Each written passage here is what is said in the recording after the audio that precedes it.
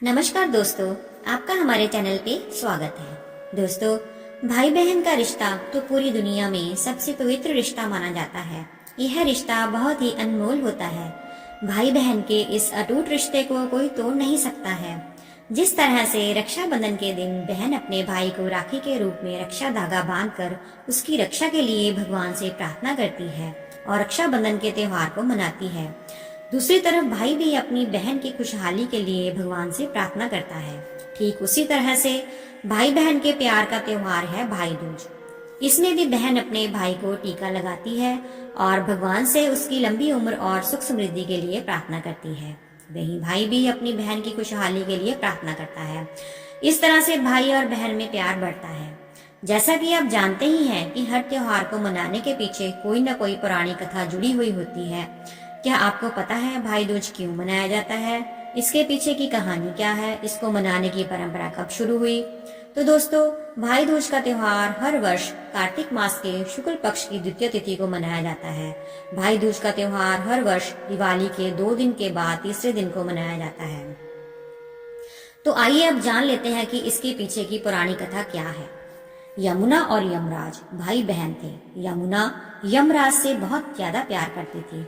यमुना यमराज को बार बार भोजन के लिए बुलाती थी, लेकिन यमराज कामकाज में व्यस्त रहने के कारण हर बार उनकी बात को टाल दिया करते थे।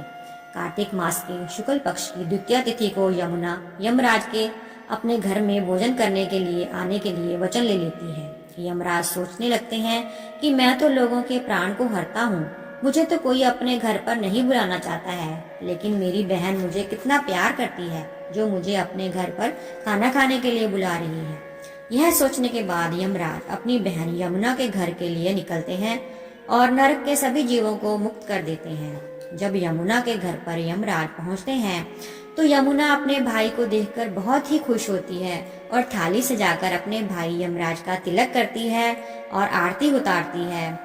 उसके बाद घर के अंदर लेकर जाती है और यमराज को सम्मान पूर्वक भोजन करवाती है। अपनी बहन यमुना को उनके प्रति इतना सम्मान देखकर यमराज खुश हो जाते हैं। उसके बाद अपनी बहन यमुना से वर मांगने के लिए कहते हैं।